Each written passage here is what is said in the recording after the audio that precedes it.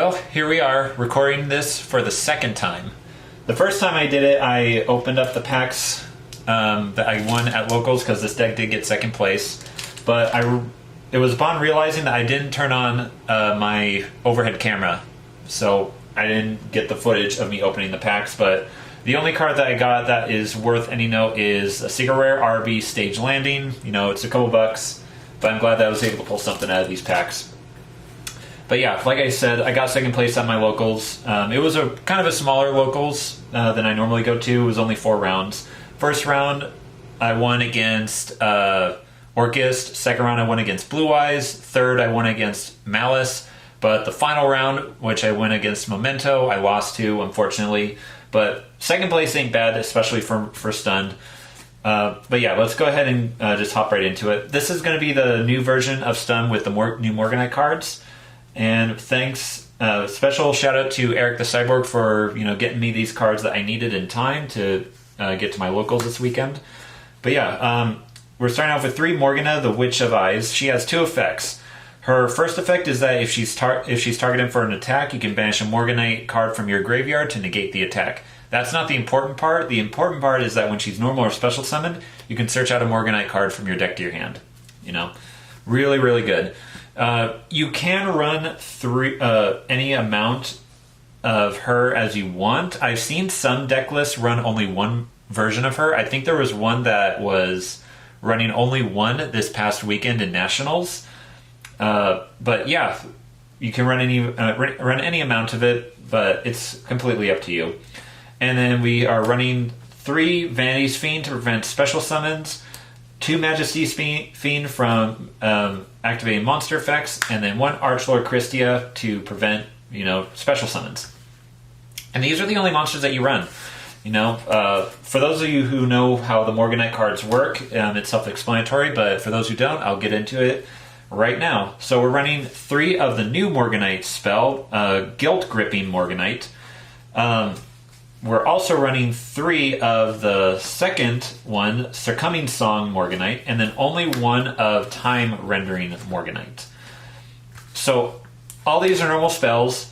They all share the same effect to where when you activate them, all the bottom 3 effects are going to be the conditions for the rest of the duel. And they all share the same one, which is after activation for the rest of the duel, you can't activate monster effects in your hand for the rest of the duel, which means you can't activate hand traps, which is why you don't see any in the main deck.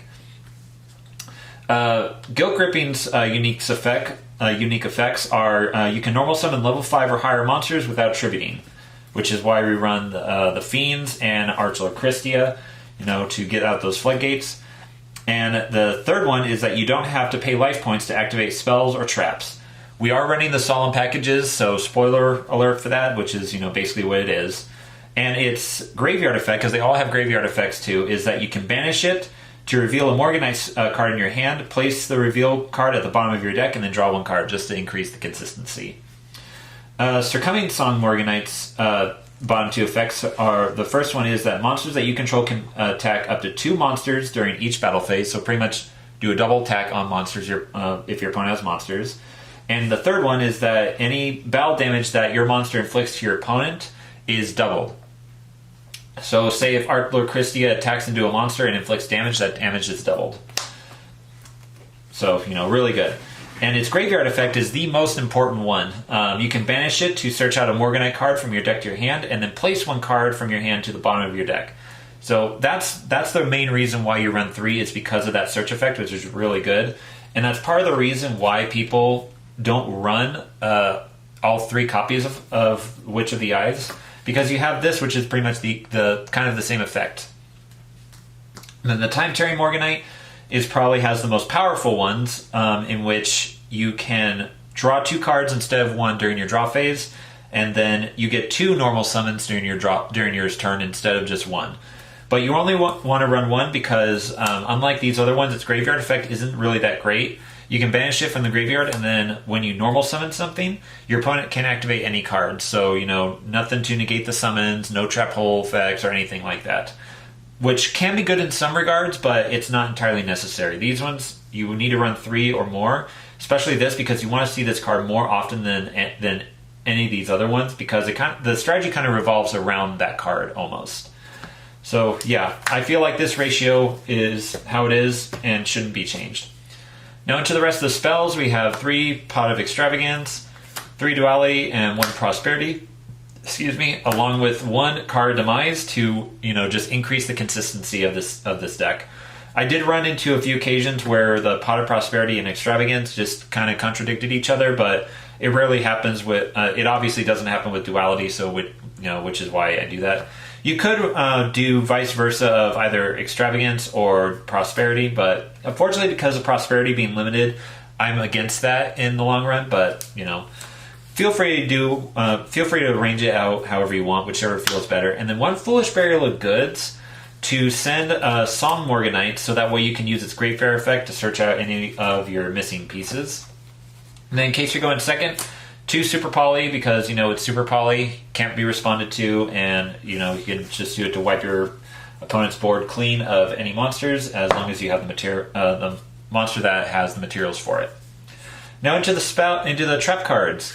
Since the new Guilt Gripping Morganite prevents you from paying life points to activate traps, we are obviously running the Solemn Brigade, including Solemn Warning. This card This card is the reason why I won against Malice, because going first round I bricked really badly, and I only had Gripping Morganite, 2 Solemn Warnings, a Solemn Strike, and a Super Poly in hand. Which Super Poly was decent later on, but pretty much I solemn judgmented I solemn warned each summon that he would get until I was able to draw into my Vanity's Fiend, and I was able to summon that out, and he just couldn't do anything, so he just gave up. And then the rest of the traps are going to be 3 Crackdown, which came in clutch, even more so than Dogmatica Punishment. Because being able to steal your opponent's monsters and resources, then putting them into the graveyard, in a lot of cases can be more beneficial. When I went up against the Blue Eyes player and they summoned out their Maiden from the graveyard, I activated Crackdown to steal it, and I was able to hang on to it, and they ultimately just had to pass. So that was fun. And that's it for the main deck.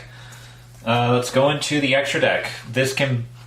Like most stun decks, this is something that you can fool around with the most, change it in different variations depending on what strategy you want to go for. But I'm running 3 Garuras, Mud Dragon for the Super Poly target, Intest, just standard Super Poly targets against different situations, more punishment targets along with Ultimate Slayer targets. The Tri-Brigade for the Garuras, and then 1 SPLL Knight. I literally never went into them. Obviously you don't use the extra deck if you're planning on locking out special summons anyway, but it's good to have it there as at least fodder for Extravagance and stuff. Into the side deck, Inspector Border. I never once had to side this in because the Floodgates I had was strong enough. This was mainly looking back, I wish that I actually put this in against Mementos. I might have had a different outcome in a sense, but, it coulda, shoulda, woulda almost. Now this one you're going to be a little shocked, but I'm actually running 3 Melcharmi Flualos. Now hear me out. Let's say that you are in game 2 or 3 and your opponent is going first. And you open Flualos in your hand, and then you use its effect to either get as much resources as you can, or to halt your opponent out as long as possible, so that way you can set up your own board. But at the same time, as long as you activate the effect first, you won't be locked out of the Morganite drawbacks. But also on the flip side of that, you could potentially have this be bricked. In any of the games that I cited Flualos in, I never saw it, so I can't really give you an accurate, detailed account of it. But it's good in theory, so I feel like having it in the side deck is, at least somewhat beneficial, theoretical-wise. And the rest of the cards are going to be 3 Ultimate Slayer to just clear out your opponent's stuff, along with a 3rd copy of Super Poly. And then 2 Clockwork Knight. This not only to increase the attack and decrease the attack of your opponent's monsters to just, give battle advantage.